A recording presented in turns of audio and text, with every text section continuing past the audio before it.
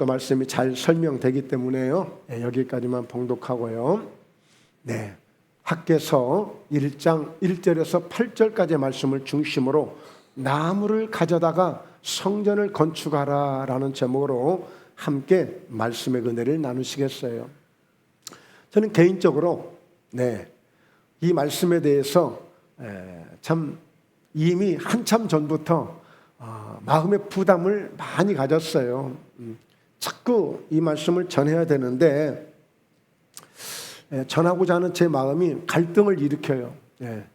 그런 가운데 이 말씀에 대한 의미를 깊이 깨닫게 되면서 이 말씀은 성도들에게 목포예담교회 부담을 주는 말씀이 아니라 최고의 축복의 말씀이 되고 최고의 하나님을 기쁘시게 할 수 있는 정말 귀한 말씀이구나. 그래서 새해 첫 이 말씀을 전하게 되었습니다.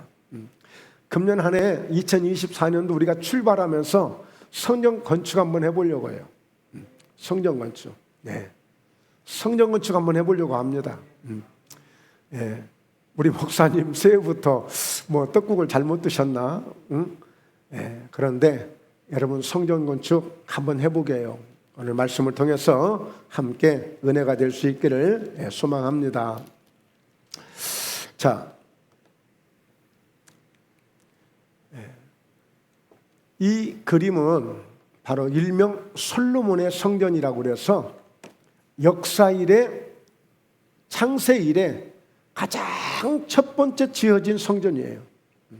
근데 이 성전이 있기 전까지는 보통 아브람 때는 제단을 쌓고 그리고 모세 때에 와서 비로소 이제 하나님이 성막을 지으라 해서 성막을 지었죠. 이동형입니다. 텐트형 같은 그런 교회예요. 그 성막에서 하나님이 내가 거기서 너희를 만나주시겠다 하면서 성막을 통해서 예배를 드리고 제사를 드렸어요. 그런데 이 성막 시대가 이제 지나가면서 다윗 시대가 왔는데 이 다윗이 늘 그 마음에 괴로움이 있었어요. 왜? 자기는 백향목 아주 큰 궁궐에서 살고 있는데 하나님은 저 밖에 광야에서 들에서 말하자면 텐트 같은 성막에 지성소를 모셔놓고 법궤를 모셔놓은 그 마음이 늘 부담이 돼가지고 이 다윗은 자기 다윗성에 바로 이 하나님을 모시고 예배하고 하는 것이 가장 소원이고 꿈이었어요. 그래서 그 법궤를 가져오다가 때로는 웃사라고 하는 사람이 죽음을 당하기도 하고 다윗이 굉장히 큰 놀램도 경험을 하게 되죠. 그런데 그때 오베데돔이라는 사람 집에 이 법궤가 3개월 동안 딱 모시게 됐는데 그 3개월 모시던 오베데돔이 그 집과 모든 소유가 복을 받는 역사가 있었어요. 그래서 이 다윗은 확신을 하고 그때 이 성전을 내가 건축하리라. 하나님 앞에 성전을 건축해서 내 하나님을 내가 잘 모시리라 이렇게 결단을 하고 이제 준비를 하기 시작합니다. 이 성전을 건축하기 위해서 준비를 해요. 물론 이 성전은 다윗이 짓지를 못하고 그 아들 솔로몬 때 이제 성전을 건축하거든요. 자, 그러니까 지금은 워낙 큰 건물들이 많고 화려한 건물들이 의리한 건물들이 많으니까 별론데 라고 할지 모르겠지만 여러분 한 번도 보지 못한 이 성전을 그 시대에 그리고 지금으로부터 수천 년 전에 이 성전을 지을 때는 정말 말할 수 없는 광경이었어요. 광경. 대단한 광경이었어요. 자, 그래서 오늘 이 말씀을 보게 되면 역대상 22장 2절에 자, 다윗이 명령합니다. 이스라엘 땅에 거류하는 이방 사람을 모으고 석수를 시켜 하나님의 성전을 건축할 도를 다듬게 하고 다윗이 성전 건축을 계획하고 준비하기 시작해요. 자, 그러면서 다윗이 또 문짝 못과 거물못을 철을 많이 준비하고 또 무게를 달 수 없을 만큼의 심이 많은 옷을 준비하고 여러분 다윗이 뭐가 부족하겠어요? 만약에 우리가 지금 직접 건축을 새로 해야 된다고 생각하면 땅도 준비해야 되죠. 자재도 준비해야 되죠. 그만할 만한 재정이 있어야 되죠. 쉽지 않은 일이에요. 그러니까 여러분들이 아멘도 못 하시고 놀래가지고 지금 뭔 일인가 하고 좀 보고 계시는 거예요. 저도 동감합니다.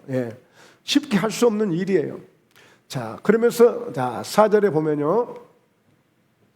자, 한번 넘겨보자. 자, 또 백향목을 무수히 준비한 자, 석수들을 준비해서 돌을 준비하죠. 철계통에 오늘 준비하죠. 이번에 이제 백향목을 무수히 준비하였으니 이는 시돈 사람과 두로 사람이 백향목을 다윗에게로 많이 수훈하여 왔습니다.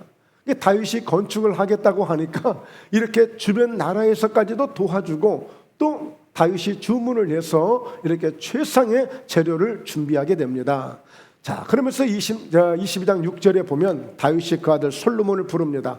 이스라엘 하나님 여호와를 위하여 성전 건축하기를 부탁하여. 그러니까 여러분, 성전은 사실 우리를 위해서 건축한다고 생각하고 성전은 우리 때문에 있다라고 생각하는데 그건 절대 오산입니다.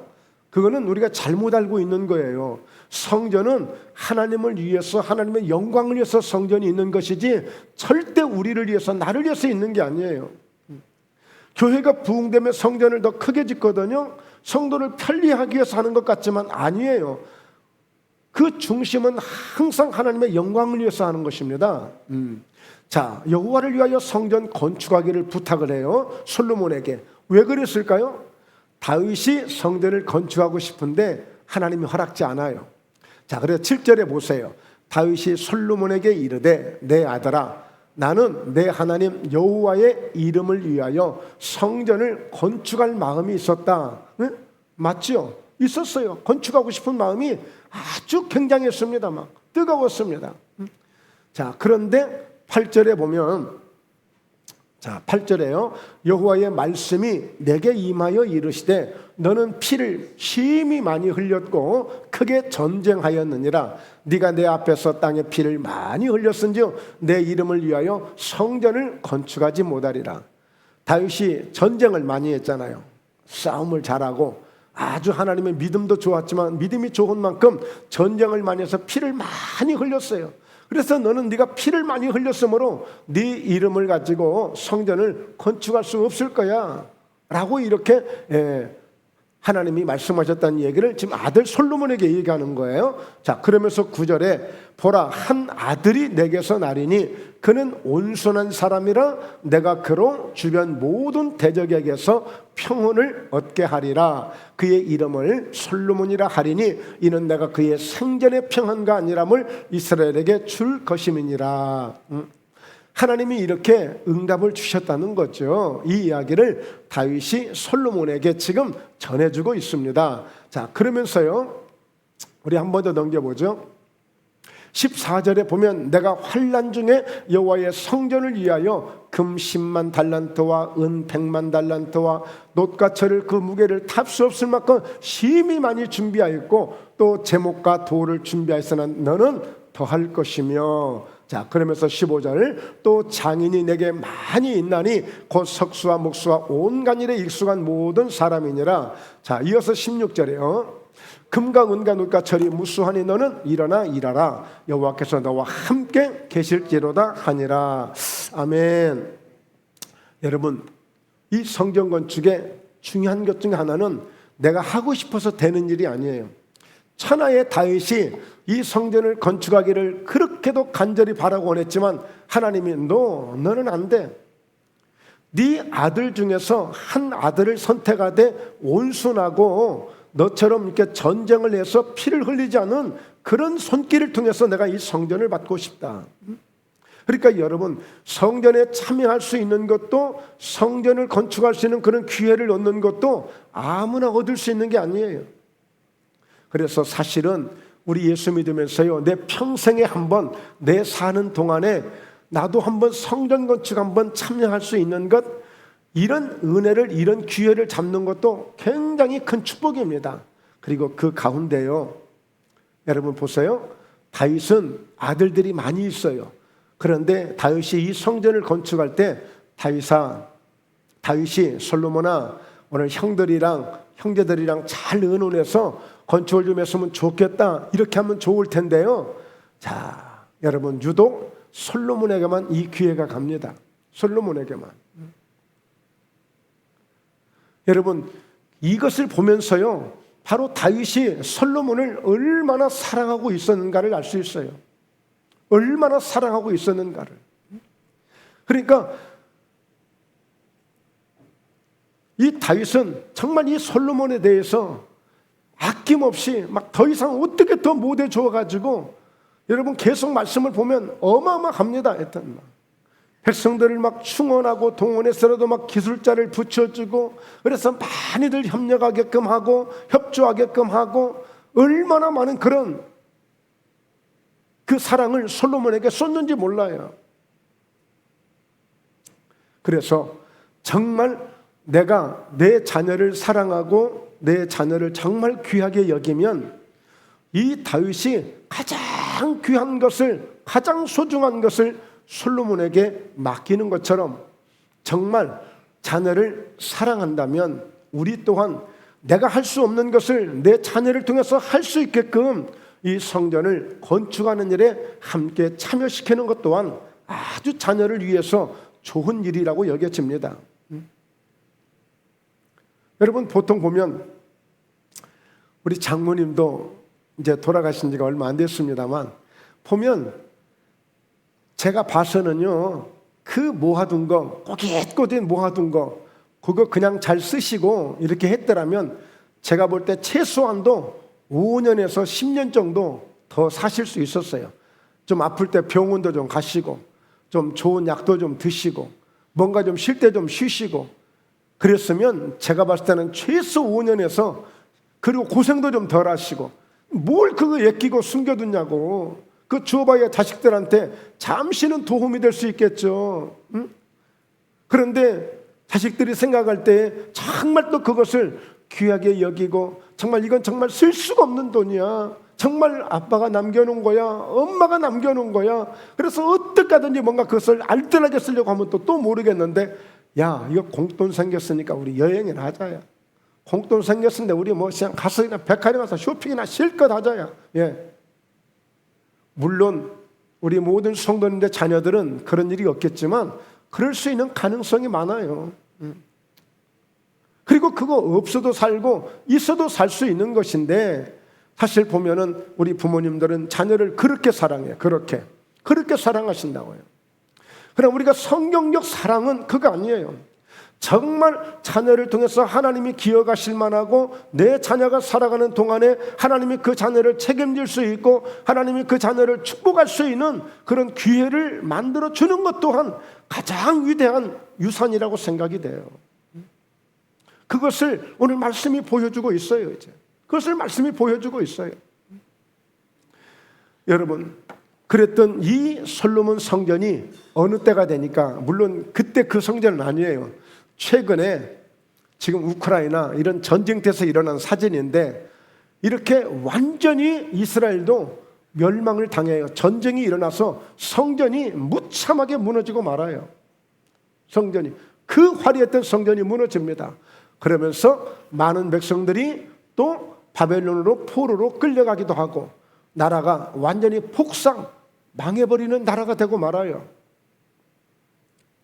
네, 그러는 가운데 이제 드디어 때가 되면 그들이 포로에서 돌아오게 되고, 바로 고레스라는 왕을 통해서 성전을 가서 건축할 수 있도록 기회를 부여받고 포로에서 돌아오게 됩니다.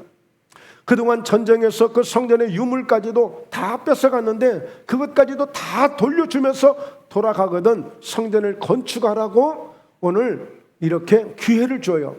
그래서 그들이 와서 가장 먼저 성전을 건축합니다.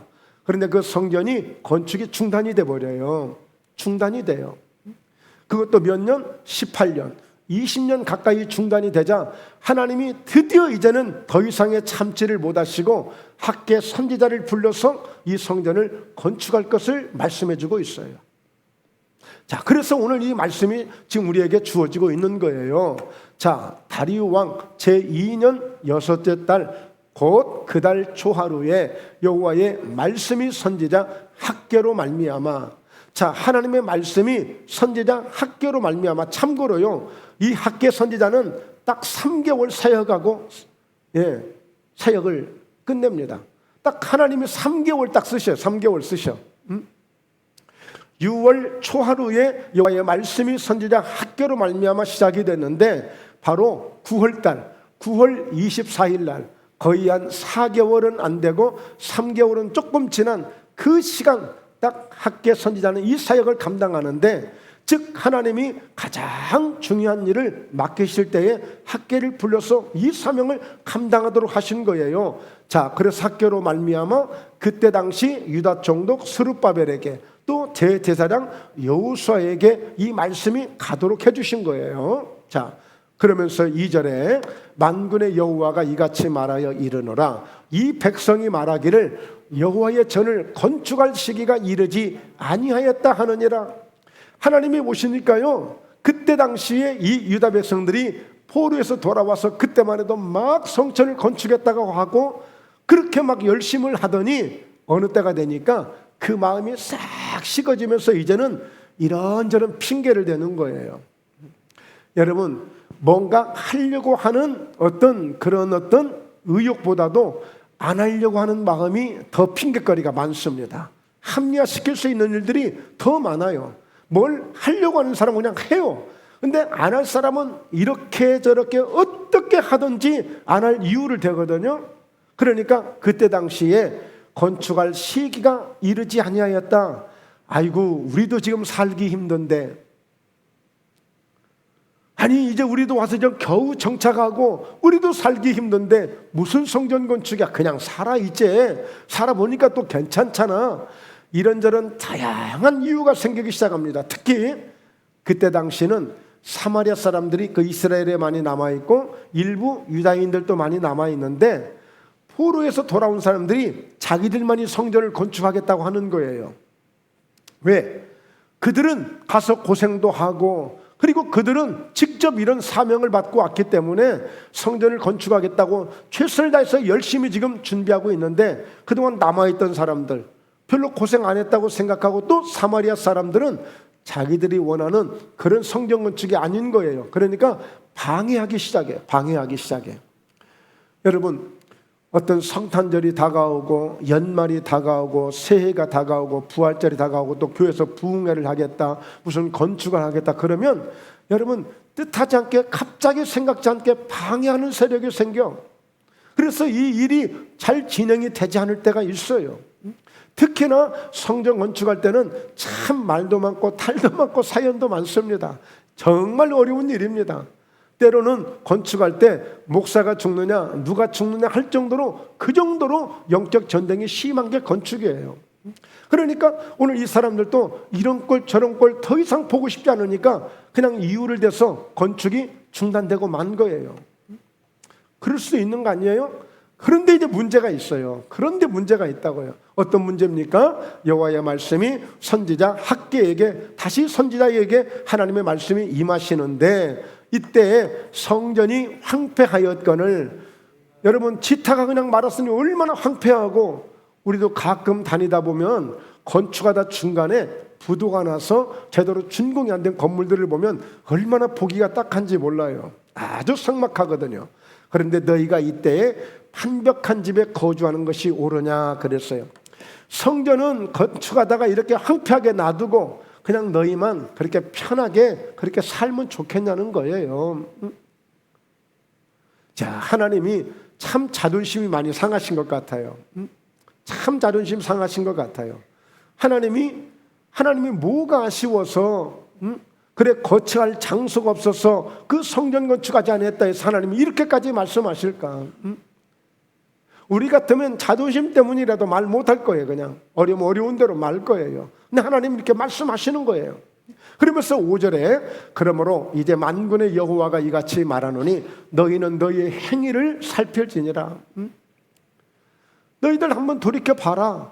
너희가 포로에서 돌아올 수 있는 것도 전적으로 하나님의 역사 아니면 어떻게 그게 가능했겠냐? 고레스라고는 메데바사의 작은 나라에 있던 왕을 하나님이 기름을 부어서 그에게 큰 능력을 주고 그 큰 나라 바벨론을 쳐서 공격할 수 있도록 그렇게 해주고, 그래서 내가 그 고레스에게 강력하게 하나님이 강압적으로 말씀을 주셔가지고 가장 먼저 유다 백성들, 이스라엘 백성들을 포로에서 보내줄 것을 그렇게 해서 너희가 돌아오지 않은 것이냐? 하나님이 이렇게까지 지켜주고 함께 주었거늘, 그리고 내가 그렇게도 바라는 것이 성전 건축 아니냐? 가장 먼저 가서 성전을 건축하고 하나님을 예배해야 되는 일을 해야 됨에도 불구하고 너희들 이렇게 하면 되겠어? 너희 행위를 한번 살펴봐. 좀 이제 살만하다고, 좀 이제 숨 좀 쉴만하다고 너희들 그러면 쓰겠냐? 응? 지금 이거예요, 이거. 응? 자, 6절을 보면요, 그래서 너희가 많이 뿌릴지라도 수확이 적게 되고 먹을지라도 배부르지 못하게 될 것이고 마실지라도 흡족하지 못하게 되고 입어도 따뜻하지 못하게 되고 일꾼이 싹을 받아도 그것을 구멍 뚫어진 전대 넣음이 되느니라. 한마디로 뭐가 만족함이 없는 거예요. 뭐가 만족함이 없어요. 그렇게 나름대로 먹기도 하고 뭔가 쉬기도 하고 뭔가 열심히 노력도 하고 뭔가 수입도 있다고 생각했는데 도대체 손에 남는 게 없어. 한 달이 가도 한 해가 가도 뭔가 결산할 게 없는가. 결산할 게 뭔가 늘 마음이 괴로워. 그리고 늘 갈증나. 마음에 시원함이 없는 거예요. 자, 그러면서 7절에요. 자, 만군의 여호와가 말하노니 너희는 자기 행위를 다시 한번 살펴봐라. 왜 너희에게 이런 일이 좀 생기고 있는지, 왜 이렇게 힘들고 어렵고 모든 일이 이렇게 빡빡하고 아무 기쁨도 없고 행복하지도 않고 늘 무엇인가 이렇게 갈증나고 왜 이렇게 뭔가 손에 잡히는 것이 없고 왜 이런지를 다시 한번 살펴보라는 거. 너희 행위를, 너희 행위를 다시 한번 살펴봐라. 그러면서요 8절에 그러므로 너희는 산에 올라가서 나무를 가져다가 성전을 건축하라. 그리하면 내가 그것으로 말미암아 기뻐하고 또 영광을 얻으리라. 여호와가 말하였느니라. 너희 늘 뭔가 불만이 있지. 뭐 경제가 어렵다, 뭐가 힘들다, 뭐가 잘 안 된다, 뭐가 어렵다, 뭐가 부족하다, 늘 그러지. 그런데 너희 행위를 한번 돌아봐. 건축할 시기가 이르지 아니했다고 너희들 핑계하고 그렇게 뭔가 변명하고 합리화시키고 너희들 그러는데 그렇다고 해서 너희가 되는 게 아무것도 없잖아 지금. 그러면서 오히려 하나님이 답을 주시는 거야. 답을. 산에 다 올라가라. 그래서 나무를 가져다가 성전을 건축하라. 여러분 생각해 보세요. 오늘 다윗이 성전을 건축할 때 그 솔로몬에게 얼마나 금은 같은 것을 많이 주고 좋은 돌을 주고 백향목을 갖다 주고 최상의 것을 갖다 주고 했잖아요.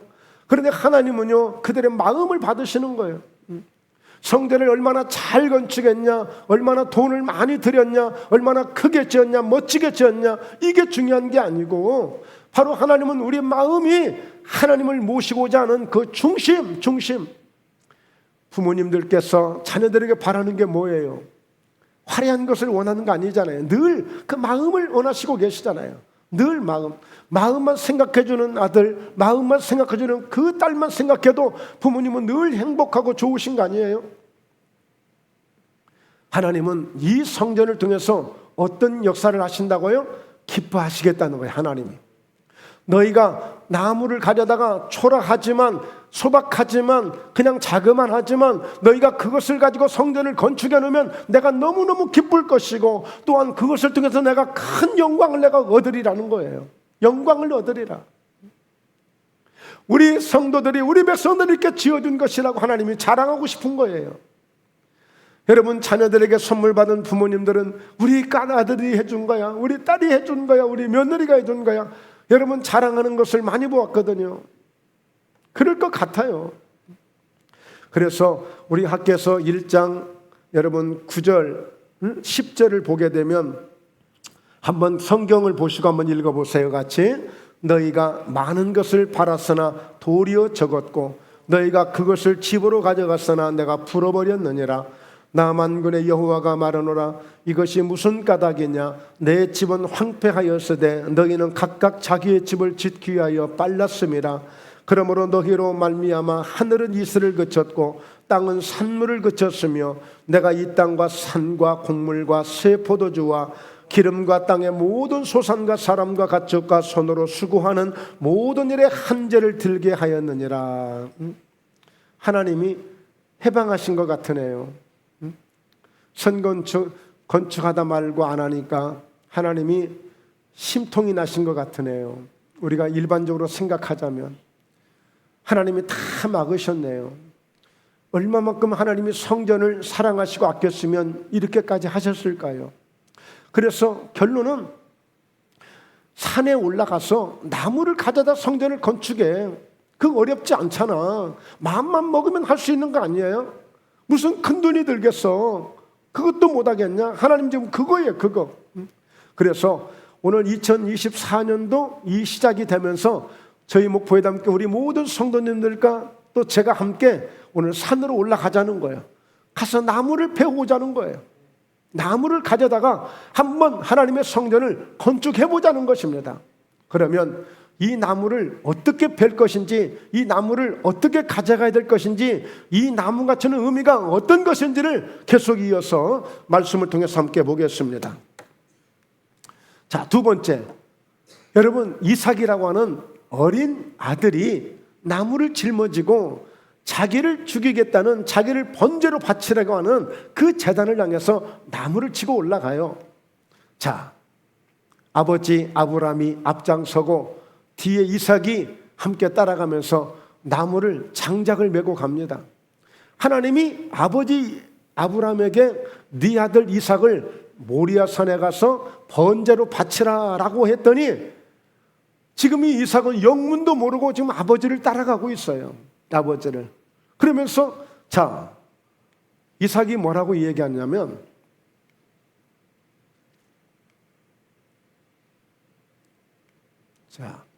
자, 이삭이 말합니다. 아브라함이 이에 번제나무를 가져다가 그의 아들 이삭에게 지우고 자기는 불과 칼을 손에 들고 두 사람이 동행하더니, 자, 아들에게는 나무를 짊어지고 자신은 불과 칼을 지금 손에 들고 두 사람이 이제 종들은 떼어놓고 이제 마지막 그 모리아산 정상에 이제 올라가는 거예요, 지금.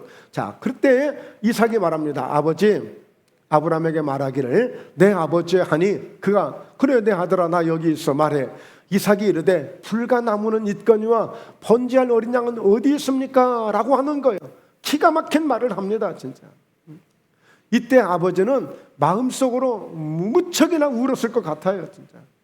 가슴에서 막 피눈물이 흘렸을 것 같아요. 하나님이 원하시는 말씀이시니까 아브라함은 순종해서 가지만 이 아들은 도대체 무슨 영문도 모르고 그저 나무 짊어지니까 치고 따라가는 거예요, 이게. 그리고 아브라함은 그저 그 이삭을 붙들고 아까 보셨죠? 그 장작더미에다 올려놓습니다. 그리고 이 아버지는 무심하게도 칼을 뽑아요. 창세기 22장을 보면 이때 천사가 아브라함아, 아브라함아, 네 손에 든 검을 멈춰라, 거둬라 라고 말씀을 내요. 그러면서 아브라함에게 눈을 들어 뒤를 봐라, 수풀을 봐라. 그 순간에 수양 한 마리가 예비되어 있는 거예요.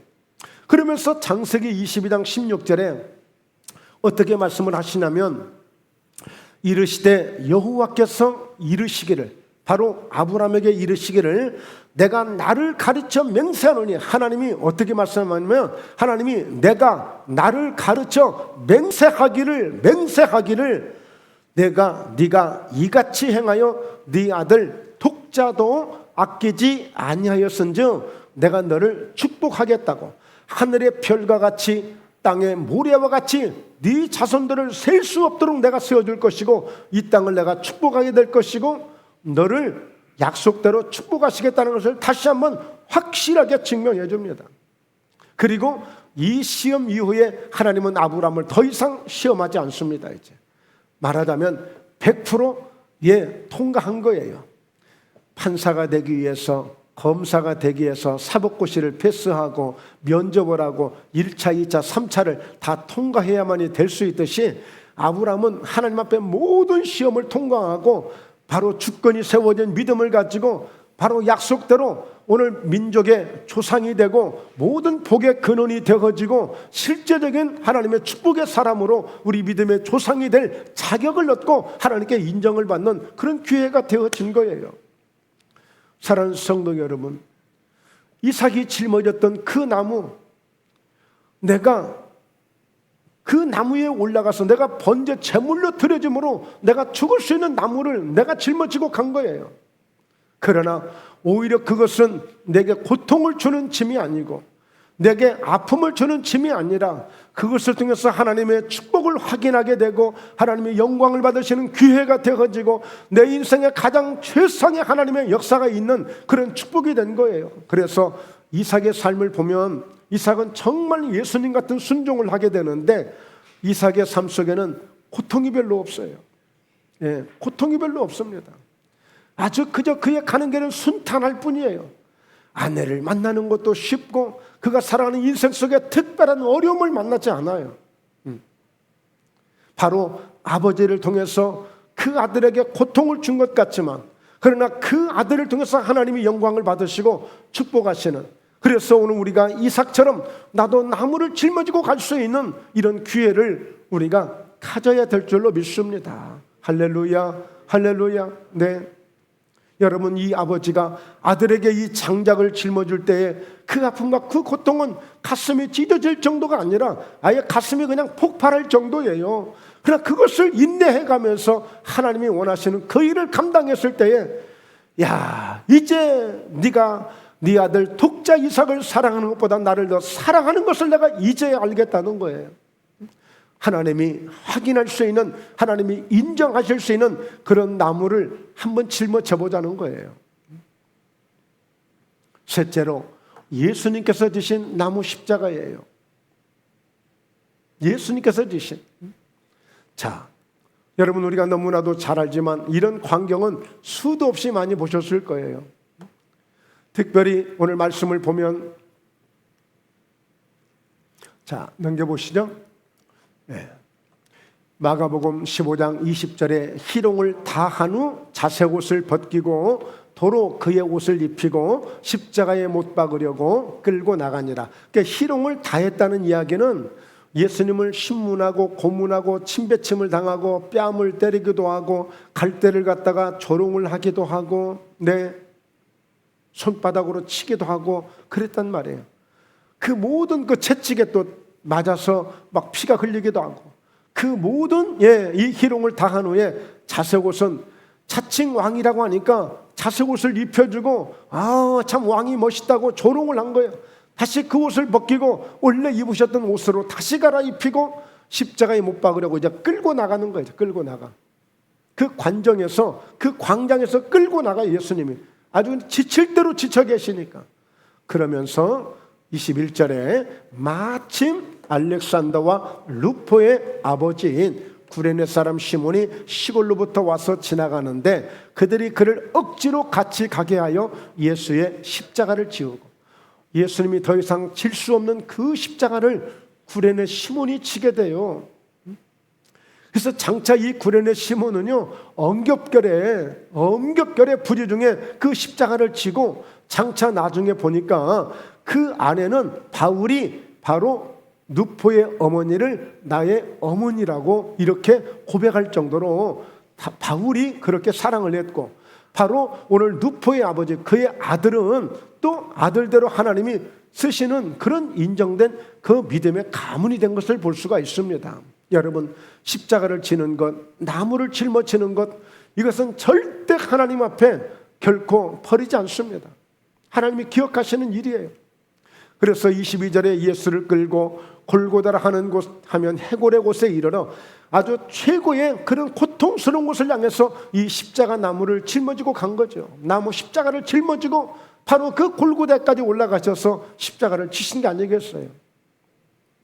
결국에 그 죽음은 부활을 가져오게 되었고, 그 부활의 영광은 이날 이 시대까지도 우리에게 영원한 희망을 주고 꿈을 줄 수 있는 것이 부활이 아니겠습니까? 기독교의 가장 위대한 사건은 바로 부활이 아니겠습니까?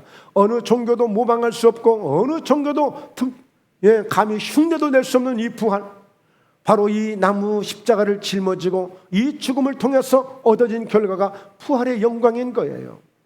그러므로 사랑하는 성도 여러분, 오늘 우리가 산에 올라가서 나무를 가져다가 성전을 건축했던 그 학계 선지자를 통한 그 약속된 그 복음을 우리가 믿음으로 받아들이고 우리 또한 이와 같이 나무를 가져올 수 있는, 나무를 짊어질 수 있는, 나무 십자가를 함께 메고 갈 수 있는 이런 은혜가 우리에게 필요할 줄로 믿습니다. 왜 그럴까요? 그건 주님이 원하시는 거예요. 자, 한번 넘겨보죠. 마태복음 16장 24절, 예수께서 제자들에게 이르시되 누구든지 나를 따라오려거든 자기를 부인하고 자기의 십자가를 지고 나를 따를 것이니라 라고 말씀했어요. 어떠세요? 지금 우리 예수 믿으면서 그동안에 나름대로 헌신하신 일들이 많으실 거예요. 하나님 앞에 영광을 돌리고 정말 눈물겨운 그런 많은 수고도 많이 하셨을 거예요. 그러나 진정 우리가 다시 한번 돌이켜볼 때에 과연 예수님이 말씀하시는 나를 부인하고 내 십자가를 지고 예수님을 쫓아가는, 정말 눈물을 흘려가며 힘들어도 어려워도 내 마음은 원치 않지만 그래도 그 십자가를 지는 것이 하나님의 뜻이고 주님이 원하시는 것이라 생각하고 내가 묵묵히 십자가를 져본 십자가가 과연 있느냐는 것이죠. 나도 그런 십자가를 져봤느냐는 거예요. 오늘 그 십자가를 한번 치기를 원하는 그 마음으로 오늘 이 말씀을 함께 이 예배를 드리고 있고, 저희 목포회담교회가 바로 이와 같은 은혜를 함께 나누기를 소망하고 있습니다. 그래서 지금 예수님께서는 저와 여러분을 위해서 우리의 거처를 주님도 준비하고 계셔요. 주님도 끊임없이. 주님은 십자가를 지신 거로 끝이 아니고, 부활하신 것으로 끝이 아니고, 승천하신 것으로 끝이 아니라 우리가 거할 수 있는 거처를 준비하시는 그 목수의 일을 감당하고 계시단 말이에요. 목수의 일을 감당하세요. 여전히 예수님은 계속 그 나무를 가지고 나무의 일을 하고 계시는데, 이제는 우리가 거처할 수 있는 집을 준비하고 있는 거예요. 요한복음 14장 2절에 내 아버지 집에 거할 곳이 많도다. 그렇지 않으면 너희에게 일렀으리라. 내가 너희를 위하여 거처를 예비하러 가노니. 예수님이 다시 승천하신 것은 우리 거처를 위해서 가셨다고 말씀하고 있어요. 그리고 가서 너희를 위하여 거처를 예비하면 다시 오시겠다는 거예요. 너희를 내게로 영접하여 나 있는 곳에 너희도 있게 하리라고 말씀했어요. 여러분, 사도행전 1장을 보면 예수님이 하늘로 올라가시는데 두 천사가, 흰 옷 입은 천사들이 예수님을 많이 쳐다보는데 보이지 않아. 구름 속으로. 아니, 너희들 뭐 이렇게 많이 쳐다보고 있냐? 오늘 너희가 본 그대로 그 예수는 다시 오실 거야 라고 하는 그 말씀을 천사들이 주면서 함께 하늘로 올려갔어요. 예수님 반드시 다시 오십니다. 다시 오셔요. 언제 오신다고요? 저와 여러분이 거할 수 있는 거처를 다 준비하면요, 다 준비하면 다시 오십니다. 그래서 오늘 저와 여러분들이 함께 그 주님 오실 그때를 위해서 우리는 최선을 다하는 것이 중요한 것이죠. 오늘 학개서 1장 12절 말씀을 함께 봅니다. 스알디엘의 아들 수르바벨과 여호사닥의 아들 대제사장 여호수아 남은 모든 백성이 그들의 하나님 여호와의 목소리와 선지자 학개의 말을 들었으니 이는 그들의 하나님 여호와께서 그를 보내셨음이라. 백성이 다 여호와를 경외하며, 그러니까요, 학개 선지자가 이제 하나님이 보내셔서 말씀을 누구에게? 총독에게. 총독이라면 그때 당시에 바로 이제 바벨론에서 올 때에 나라를 총괄할 수 있는, 우리로 말하면 지금 총리급, 대통령급 나라의 책임자예요. 총독이면. 자, 그리고 이어서 대제사장, 하나님을 믿는 백성들이기 때문에 항상 예배를 주도하고 예배를 주관하는 그런 목사님이 꼭 있는 거예요. 대제사장이 있어야 돼요. 그래서 그 대제사장의 말뿐이 아니라 오늘 모든 백성들이 다 하나님을 경외하는 말씀을 받게 된 거예요. 이제 학개 선지자가 외친 그 복음이 오늘 여러분들 하나님이 말씀하시는데 왜 이렇게 성전 건축을 하지 않고 왜 이렇게 머뭇머뭇하고 자기들만 잘 살기 위해서 왜 이렇게 그렇습니까? 하나님이 자신의 행위들을 다 돌아보라고 합니다 라고 하는 말씀들이 다 이제 들려지고 믿어지게 된 거예요. 그러면서 하나님을 경외하게 됐어요. 하나님을 경외하게. 이게 중요한 거예요. 이제 그러면서 14절에 여호와께서 스알디엘의 아들 유다 총독 스룹바벨의 마음, 그 총독의 마음과 여호사닥의 아들 대제사장 여호수아의 마음과 그리고 남은 모든 백성의 마음을 어떻게 했다고요? 감동을 시키심에 그들이 와서 만군의 여호와 그들의 하나님의 전 공사를 하였으니 하나님의 전 공사를 하기 시작했어요. 그런데요, 말씀 15절을 같이 성경을 통해서 한번 읽어봅니다. 성경을 통해서요 함께 읽어봅니다. 그때는 다리오 왕 제2년 여섯째 달 24일이었더라. 여섯째 달 24일. 그런데 1장 1절에 보면 그 달 초하루에, 여섯째 달 초하루에 말씀이 주어지기 시작하면서 공사를 시작한 시기가 언제라고요? 24일 날. 그러니까 3주 만에 이 공사가 시작이 된 거예요. 3주 만에. 오늘 저희 목포예담교회도요 3주 안에 공사를 해야 될, 건축해야 될 공사가 있습니다. 그것은 다름 아닌 여러분이 보고 계시는 이 성전, 이 큰 기둥이 양쪽에 있죠. 이 양쪽 기둥을 나무로 쌓으려고 합니다. 나무로. 그리고 가운데 이 휘장은 이제 내리고, 휘장은 깔끔하고 좀 정갈하게 이제 무슨 그 어떤 판으로 해서 그런 공사를 시작하려고 합니다. 그래서 저희가 금년 1월 달에 이 말씀을 이렇게 전하면서 함께 우리 성도님들이 참여할 수 있기를, 그렇게 뭐 큰 건축할 정도의 큰 공사는 아니지만 그래도 저는 마치 하나님의 성전을 건축하는 심정으로 지금 하는 거예요. 왜냐하면 제가 가장 마음이 안타깝고 답답하고 가슴이 아프기가 한 건 뭐냐면 지금 말씀을 전하고 있는 이 강단도, 그리고 지금 이 모든 이 모형도 사실은 이전 교회가 두고 갔던 것들이에요. 여러분, 누군가가 이 성물을 심었을 것이고, 이 화분 받침 때도 심었을 것이고, 누군가가 이 성전에 심어놓고, 그리고 그들은 여전히 하나님의 은혜 가운데 누군가가 많은 축복을 받았으리라고 생각을 해요. 그런데 이게 최소한도 지금 30년이 넘었습니다. 말하자면 왜 이런 소중한 것을 오늘 이 이스라엘 백성들이 이렇게 함으로써 하나님이 그들에게 복을 주시는 것처럼 우리도 이렇게 하나님 앞에 건축을 하고 우리도 하나님 앞에 심고 드려서 우리 성도들이 복을 받아야 되는데 지금도 그들은 잘 되고 있는데 계속 잘 되고 있잖아요. 우리도 잘 돼야 되잖아요. 그런 부분들이 저는 정말 수년 전부터, 그래서 제 기도 제목은 정말 하나님 한번 축복하신다면 우리 성도들의 땀과 눈물이 함께 스며든, 함께 적셔진 그런 성전을 만들고 싶은 것이 저의 바람이고 소원이지만, 그러나 그것 또한 오늘 하나님을 기쁘시게 하는 일이라고 그랬어요.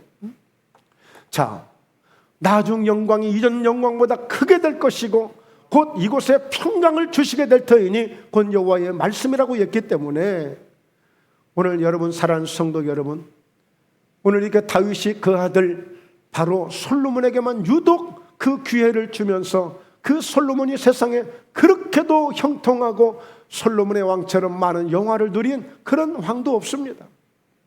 심지어는 잘못했음에도 불구하고 네 아버지 때문에 내가 봐주는 거야, 하나님이 그렇게 말씀하셔요, 솔로몬에게. 그래서 솔로몬의 아들들이 가서 이제 그 잘못 행동한 것을 그 많은 벌을 아들이 받습니다. 그러니까 솔로몬은 전혀 그런 벌을 받지 않아요. 네 아버지 때문에 내가 봐주는 거래요.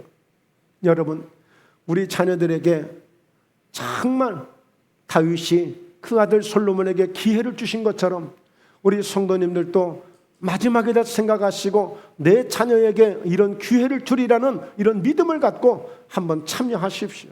동참하십시오. 네, 그렇게 큰 돈도 들어가지 않습니다. 정성껏 하는 거예요. 내 마음껏 하는 거예요. 자원해서 하는 거예요. 네, 그래서 앞으로 구체적인 계획들은 또 우리 안소 집사님들, 우리 성도님과 함께 계획하면서 함께 정말 최소한의 이 공사를 하려고 하는 것입니다. 어떤 큰 욕심을 내는 것도 아니고 이게 오랫동안 수년 동안 사실 해야 되겠다는 그런 마음으로 이제 작은 것 하나 시도하는 거예요. 보면 우리 성도님들 중에는 정말 자녀들을 위해서 꾸준하게 이렇게 건축 헌금에 참여하시는 분도 계시는데 참 이런 은혜를 알고 하시나 이렇게 다시 한번 깊이 그렇게 생각을 해봤는데 정말 우리가 다시 한번 하나님이 기뻐하실 수 있는 그런 교회가 되고, 왜냐하면 여러분도 보시다시피 왜 저렇게 목사님은 현수막을 이렇게 좋아한다냐, 현수막을 이래저래 많이 붙여놓고 하나님 성전이 너무 무엇인가 좀 복잡한 것 같고 어수선한 것 같고 너무 올드해 보이고, 그래서 뭔가 좀 세련되고 심플하고 뭔가 하나님을 좀 시원하게 좀 예배드리고 우리도 함께 그런 마음도 활짝 열릴 수 있는 그런 성전이 되면 참 좋겠다는 마음을 늘 갖고 있었어요. 그래서 여러분 늘 말씀드리지만 늘 하나님 주시는 감동을 따라서 내게 감동이 안 오면 그냥 전혀 모른 듯이 하고 그냥 참여하시면 돼요. 그냥 기도로 참여하시면 돼요.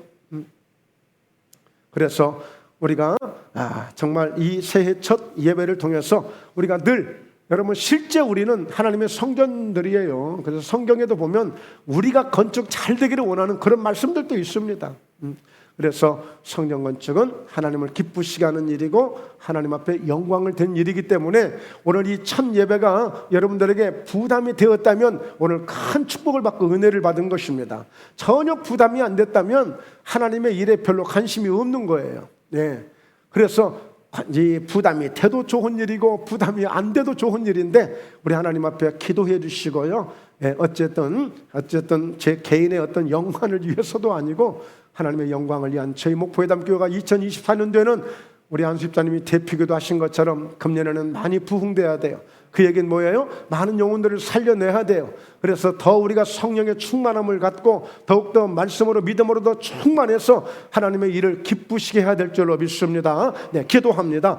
하나님 아버지, 오늘 귀한 우리 주님 주신 말씀을 따라서 저희 목포회담교회가 정말 하나님 마치 이렇게 학계 선자를 통해서 하나님의 영광에 충만할 수 있는 그런 성전을 건축하는 심정으로 저희들이 다시 한번 목포회담교회가 이렇게 아름답게 세워져 가고 말씀으로 믿음으로 은혜로 세워져 가는 그런 교회가 되어져서 금년에도 많은 영혼들을 살려내고 많은 심령들을 회복시켜 갈 수 있는 거룩한 성전이 되도록 이 성전 가운데 기름 부으시고 우리 하나님 축복하시기를 간절히 소망합니다. 우리 사랑하는 성도님들, 금년 한 해 동안에도 영혼이 잘됨같이 범사에도 잘되고 영육간에 강건하여 하나님 앞에 마음껏 영광을 돌리는 그런 승리의 삶이 꼭 되어질 수 있도록 축복하여 주시옵소서. 감사하신 예수님의 이름으로 기도드리옵나이다. 아멘.